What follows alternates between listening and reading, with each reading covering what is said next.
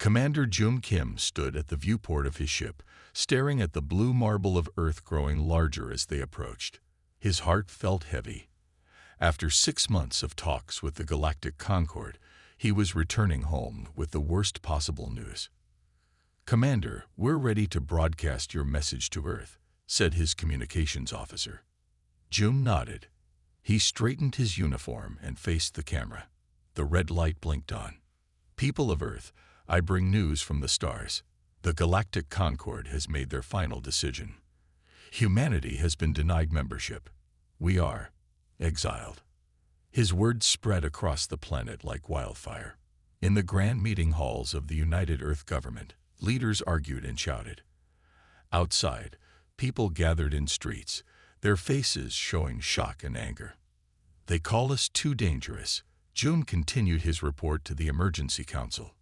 "Too unpredictable. They say our minds work differently than other species, that we cannot be trusted."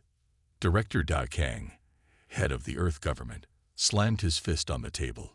"After all our efforts to show goodwill, after we shared our music, our art, our science, the decision was unanimous. All 17 species voted against us." The room fell silent. "There's more," Jun said. "They're setting up quantum barrier beacons around our solar system. We will be quarantined. No ships in or out." 3 days later, strange devices appeared at the edge of the solar system. Massive rings that glowed with blue energy. When a test probe tried to pass through one, it was bounced back, its systems fried. In her lab beneath Mount Fuji, Dr. Hana Park studied the readings from the barrier. Her eyes narrowed as patterns emerged in the data. She had been working nonstop since the announcement. "Interesting," she murmured, pushing a strand of gray hair behind her ear. "The barrier isn't solid. It pulses. Every 3.7 seconds, there's a tiny fluctuation." She made notes in her tablet as ideas formed in her mind. The barrier had weaknesses. Maybe not today, but someday those weaknesses could be exploited. Fleet Admiral Ta's son watched riots breaking out across major cities on the large screen in his office. People were scared, angry. Some were already calling it the end of human advancement. His aide entered with more reports. "Sir, the barriers are complete. We're officially cut off from the rest of the galaxy." Ta nodded, his face showing no emotion. He had served in Earth's space fleet for 40 years. He had seen humanity reach for the stars with hope and wonder. Now that dream was crushed. Or was it? He turned off the screens showing the riots and pulled up star charts instead. "Get me Dr. Park from the physics division," he ordered. "And I want all our top engineers and ship designers. We're having a meeting in 1 hour." "Sir," his aide looked confused. Tay's eyes burned with determination. "The Concord thinks they can cage us like animals. Put us in a zoo and forget about us." "They're wrong." He pointed to the stars on his display. "We didn't come this far to give up. If they won't let us join their galactic community, we'll build our own. Stronger, better. But the barriers are a challenge, not an end."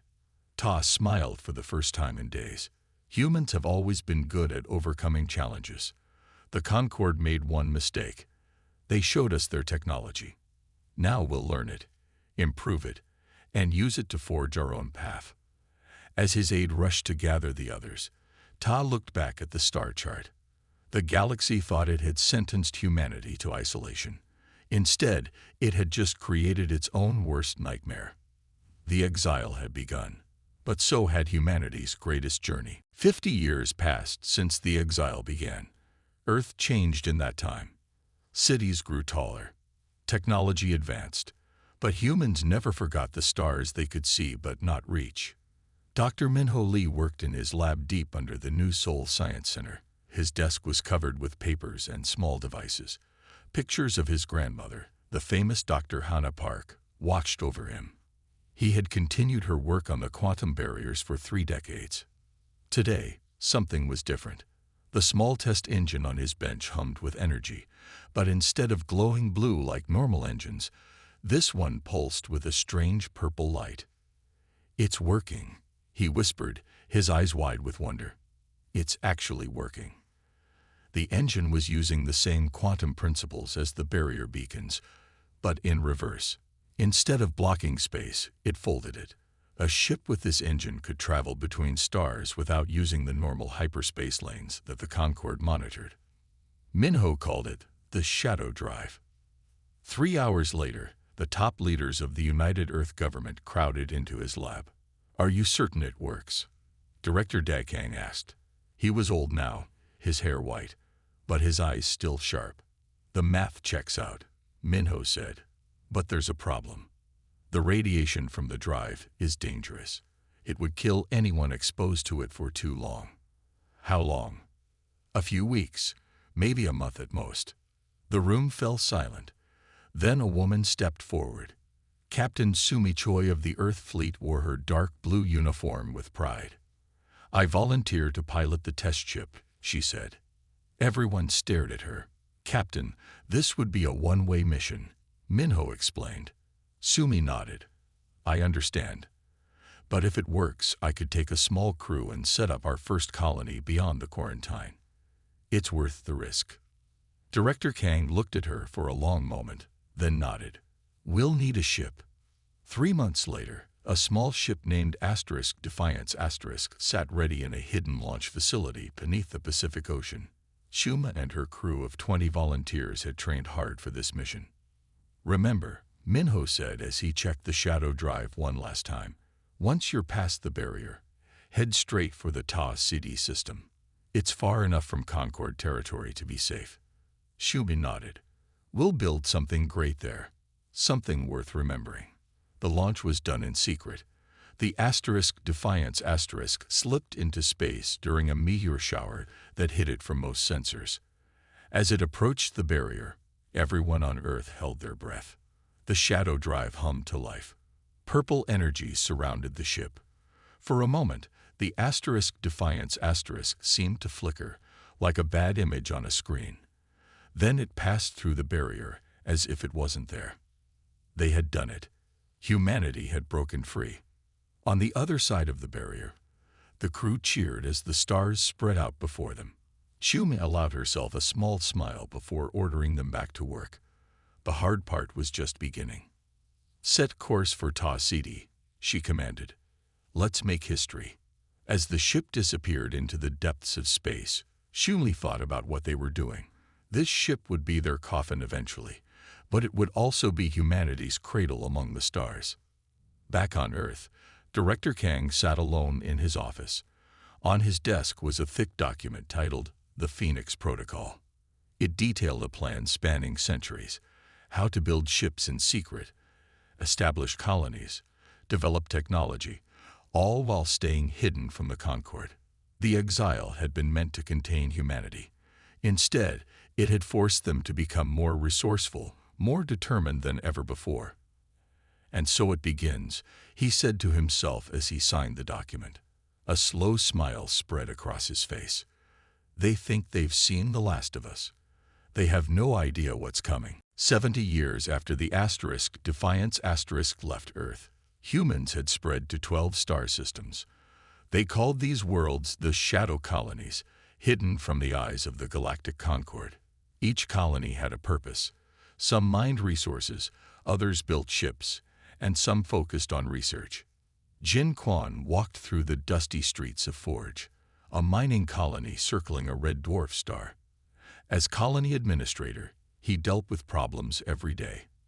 But today's problem was different. "Show me," he told the miner who had reported the discovery. The miner led Jin to a deep canyon, where something metallic gleamed in the morning sun. It was a crashed ship, not human-made. Its sleek purple hull bore the markings of the Concorde. "A scout ship," Jin said, his voice low. "Has anyone been inside?" "No, sir. We called you right away." Jin studied the ship. According to the laws of exile, he should report this to the Concorde immediately. But the Phoenix Protocol said otherwise. Any alien technology was to be studied and used to help humanity advance. "Seal off this area," he ordered. "Tell no one what we found. I'll call in a special team from Earth." On the colony world of Athena, Scientist Zhu Han watched her latest creation take its first steps. The exoskeleton stood 3 meters tall, with a human pilot inside controlling its movements. "Power output is stable," her assistant said, reading the numbers on a screen. "Strength increased by factor 12. Zhu nodded with satisfaction. Her combat exoskeletons would give human soldiers the physical strength to match any Concord species in battle. "Run the obstacle course again," she ordered. "Let's see if we can push it to factor 15. The colonies were preparing for a war they hoped would never come. But if it did, humans would not be the weaker side. Captain Yunpak stood on the bridge of the patrol ship Silent Hunter *. His crew worked quietly around him, monitoring sensors that watched the space around the colony of Aegis. "Contact," said his sensor officer suddenly. "Unknown ship, bearing 045. It's not one of ours." Yun's heart raced. For 7 decades, humans had expanded without being noticed. Had their luck run out? "Identify," he ordered. It's a Concord patrol vessel, sir. They're scanning the area. I think they detected our energy signatures." Yun faced a terrible choice. If the Concord ship reported back, all the human colonies might be discovered. But if he attacked, he would break the peace humans had maintained since the exile. His hand hovered over the weapons console for just a moment.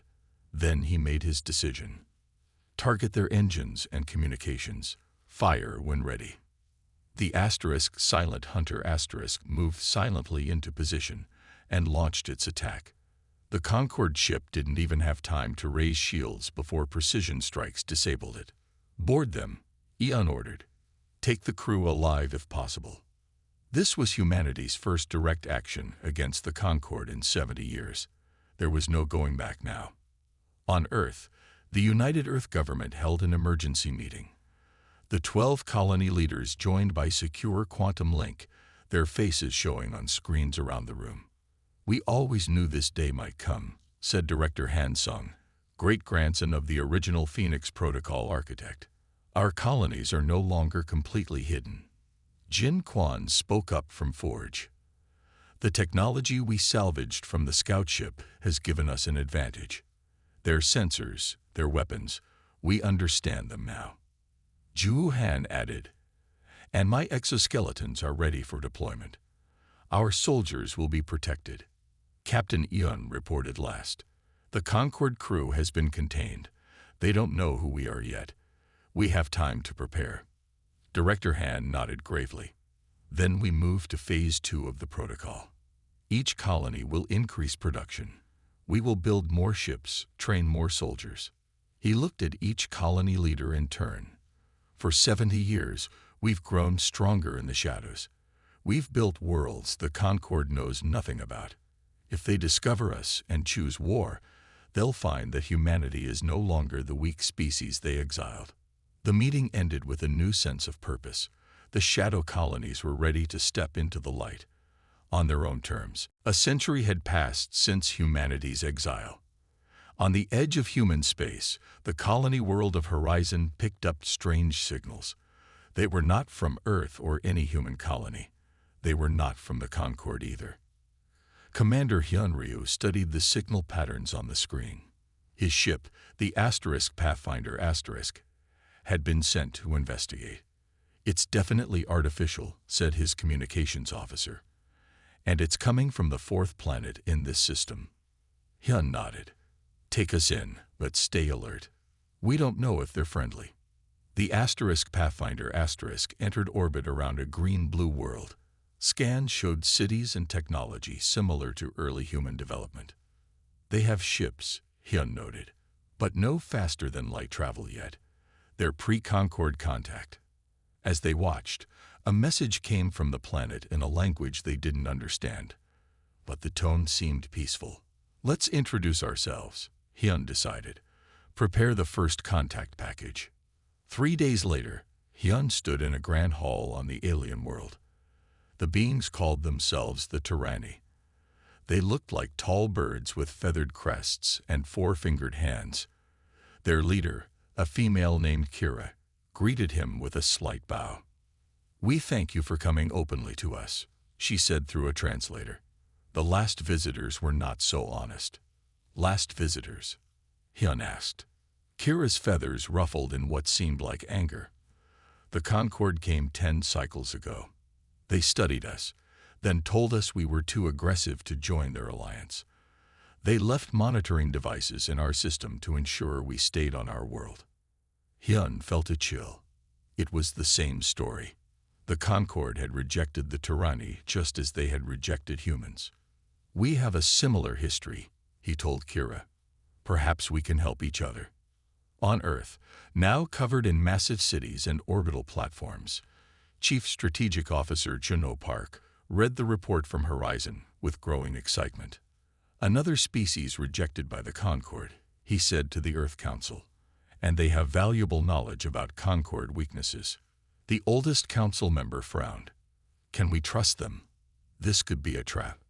Junho smiled. "Commander Ryu thinks they're genuine. And I believe we need allies. I propose the Pariah Pact, an alliance of species excluded from the Concord." The vote was unanimous. Earth would reach out to the tyranny with an offer of partnership. 6 months later, a joint human-tyranny expedition discovered another species called the Velhari.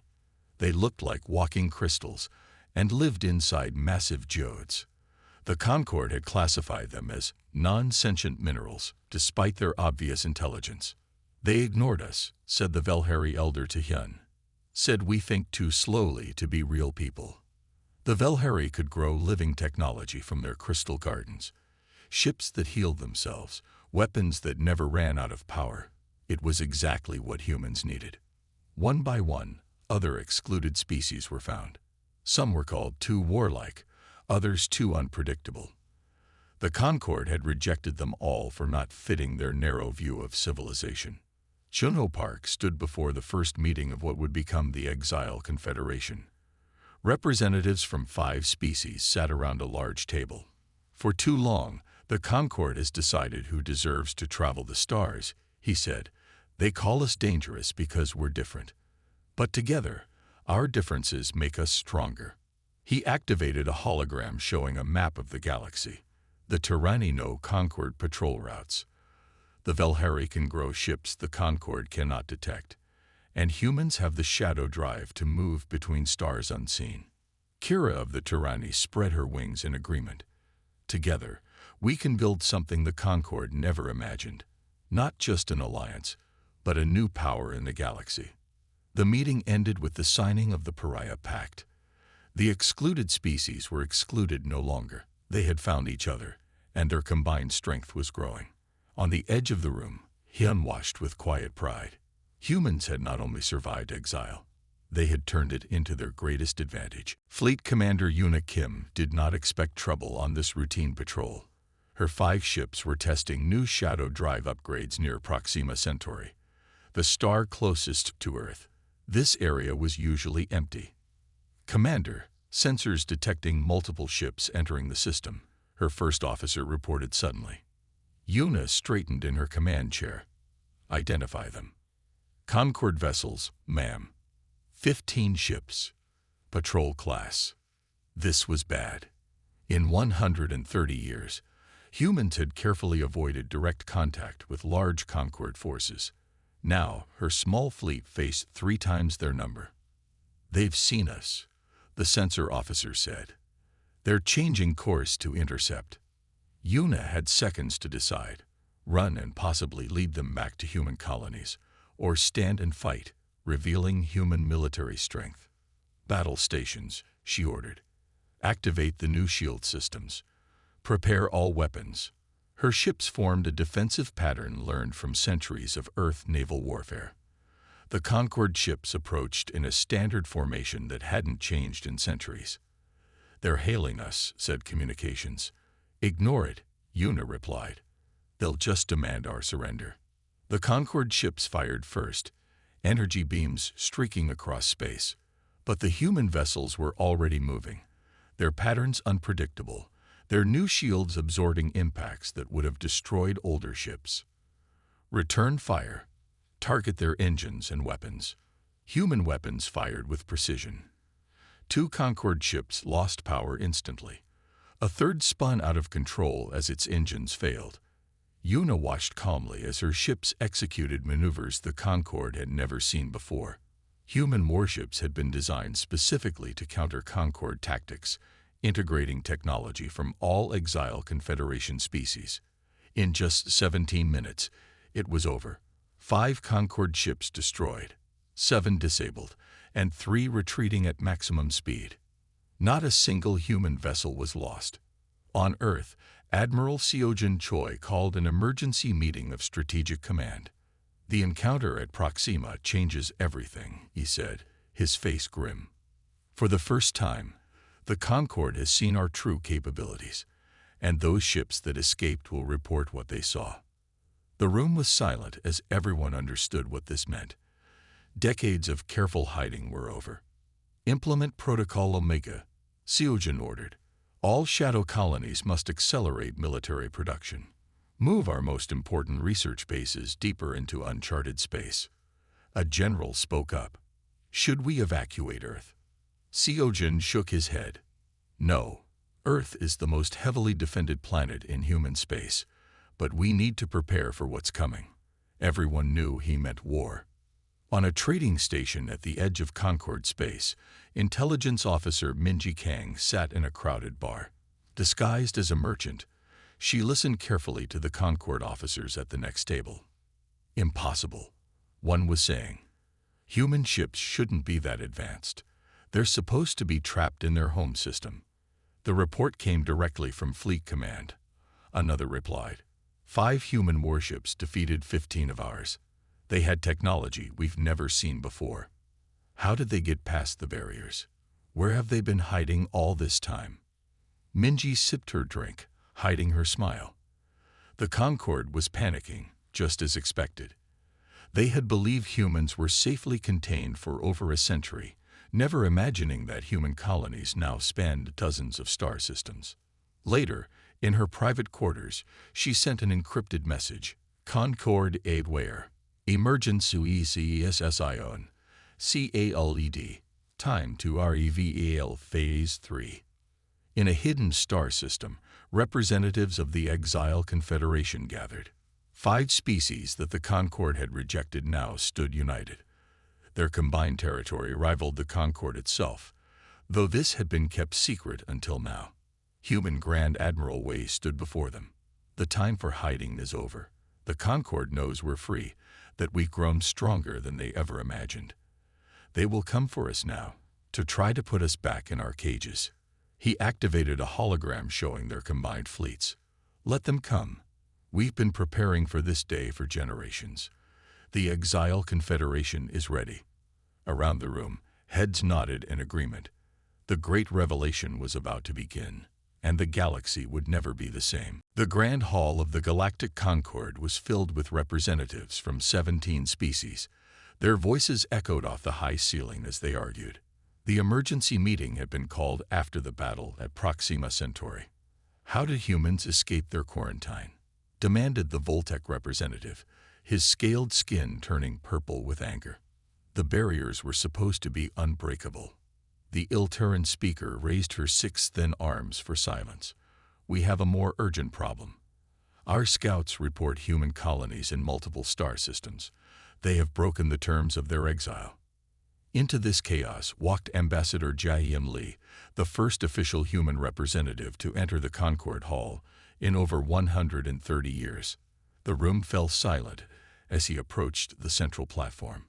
"Humans were not invited to this session," the Ilteran said coldly. Jae-In bowed slightly. "Yet here I stand.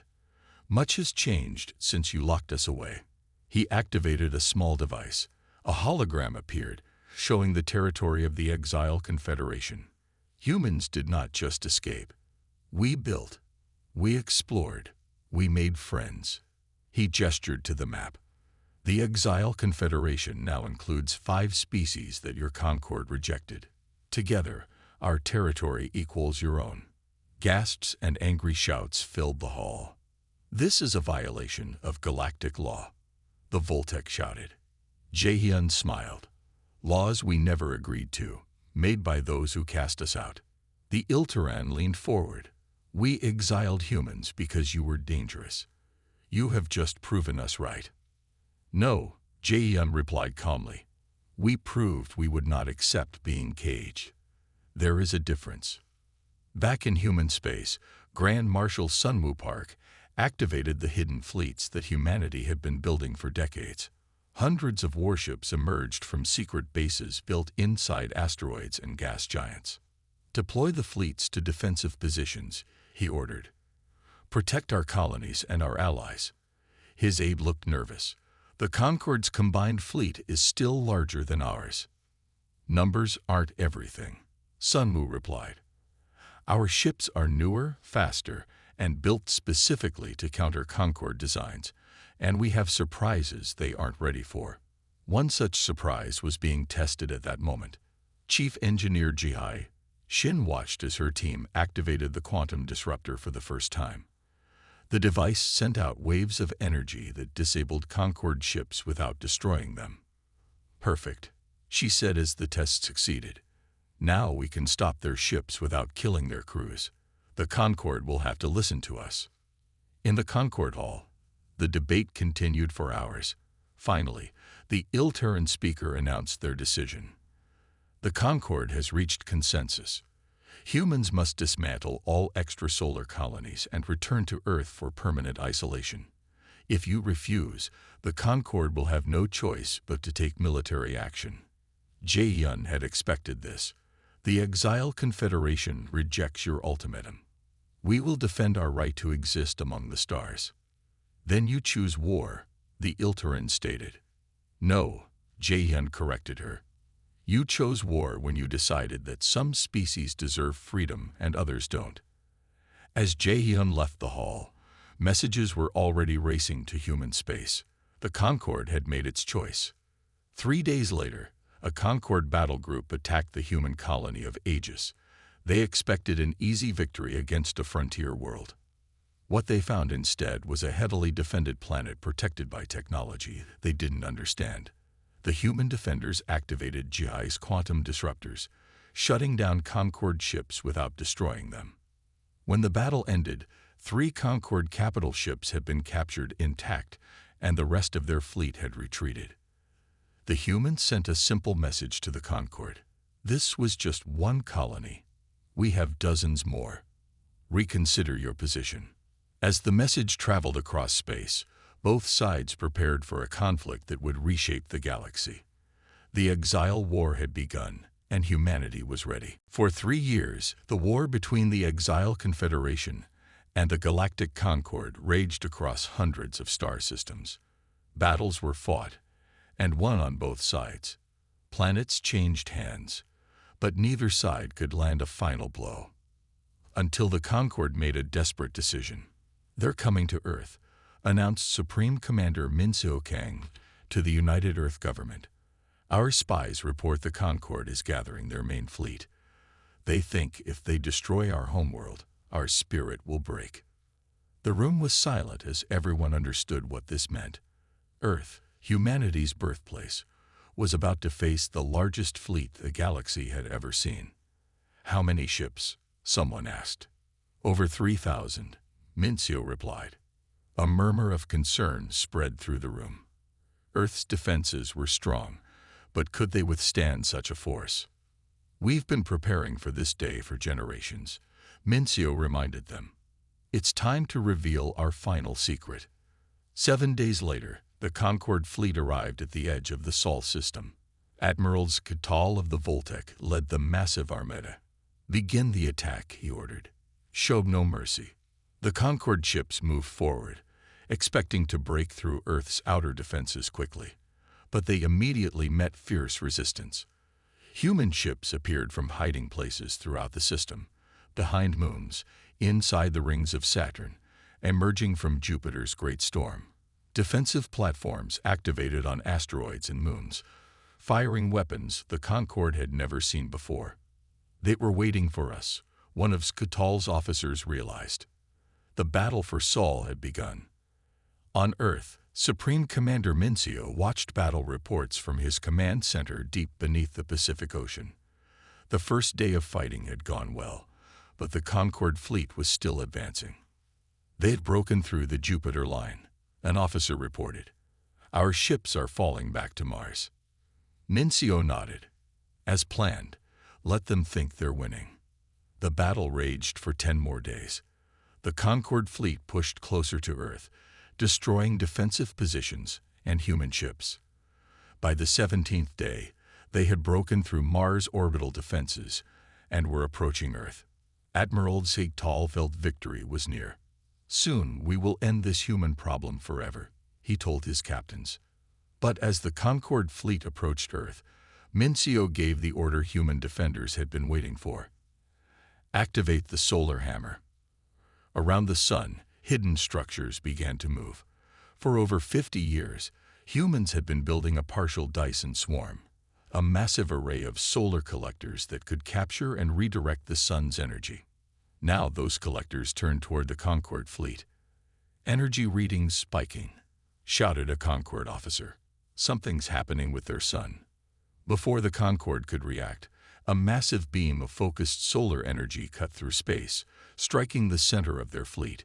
Ships vaporized instantly as the power of a star was used as a weapon. When the beam faded, nearly 60% of the Concorde fleet was gone. All ships, attack, ordered Fleet Admiral Doyen Ba from his flagship. The remaining human forces surged forward, hitting the shocked and disorganized Concorde fleet from all sides. The battle turned from a slow retreat to a rout. We can't hold position, reported Skaital's second-in-command. We must retreat. The once mighty Concorde armada fled the Sol system, chased by human ships. What was meant to be humanity's end became its greatest victory. In the aftermath of the battle, 3 Concorde member species secretly contacted the Exiled Confederation. They had seen humanity's power and wanted to switch sides before it was too late. The tide of the war had turned. Humanity had defended its birthplace and shown the galaxy that the Exiles were now the stronger force. As cleanup ships gathered debris from the battle, Mincio looked out at the stars from his office window. They came to end us, he said quietly. Instead, they've only hastened their own defeat. 5 years after the siege of Sol, representatives from all spacefaring species gathered at Arcturus Station. The Great Hall was filled with beings of many shapes and sizes.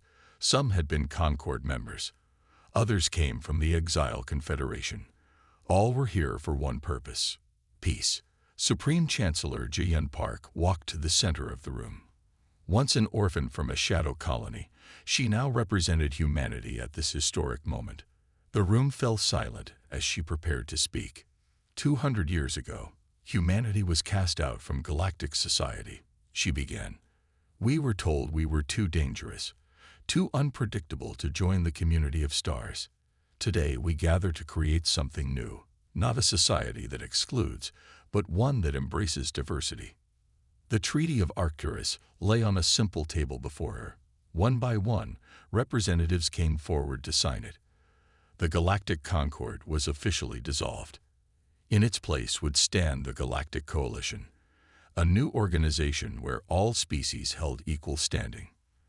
The Ilteran representative, once a fierce critic of humans, bowed her 6 arms in respect as she signed. We were wrong about humans, she admitted. Your kind turned exile into strength. On the edges of what was once Concorde space, teams of engineers dismantled the last of the quantum barrier beacons. These were the same technology that had once imprisoned humanity in the Sol system. Now they would never cage any species again. Good riddance, said the foreman as the last beacon powered down. His crew cheered as the device was taken apart piece by piece. The shadow drive technology developed by humans had become the new standard for interstellar travel. It was faster, safer, and more efficient than anything the Concorde had used. Human engineering was now sought throughout the galaxy. In orbit around Earth, Admiral Ta Sung's great-grandchildren watched a ceremony aboard the flagship Phoenix *. A time capsule from the early days of exile was opened, revealing messages of hope and determination from the first generation of exiles. They never gave up, said Hannah Sung, reading her ancestors' journal. Even when the whole galaxy turned against us, they kept looking forward. Next to her, her brother Jin nodded. They would be proud to see what we've built. Below them, Earth gleamed blue and green in the sunlight. Around it orbited ships from dozens of species, trading, learning, and working together in ways the Concord had never imagined possible.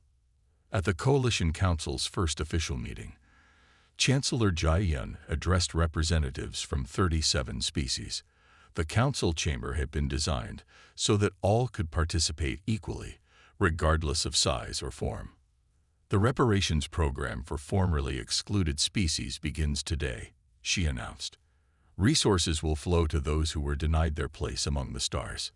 The Velhari ambassador's crystal form glowed with approval. For generations, my people were told we were not real people. Today, we take our rightful place. Next to him, the Tyranny representative spread her wings in a gesture of hope. Together, we will build something greater than the Concord ever was. As the meeting ended, Jai-yun walked to the observation deck. She could see the stars spreading out before her, now open to all who wished to explore them. An aide approached with a message. Chancellor, the last human colony ship is leaving the Sol system. All citizens who were stranded have finally come home. Ji-yun nodded. 2 centuries after the exile began, the last pieces were falling into place. Humanity had not just survived, they had transformed the galaxy. She turned to address the gathered dignitaries one last time. We were cast out into darkness, she said, her voice clear and strong. But instead of fading away, we became the stars. Around her, representatives of every species in the coalition applauded. The age of exclusion was over. The age of unity had begun. And humanity, once exiled by the galaxy, now stood at the center of a new order, one built on strength through diversity rather than fear of difference. The exile had ended. The empire of humanity and its allies would endure for ages to come.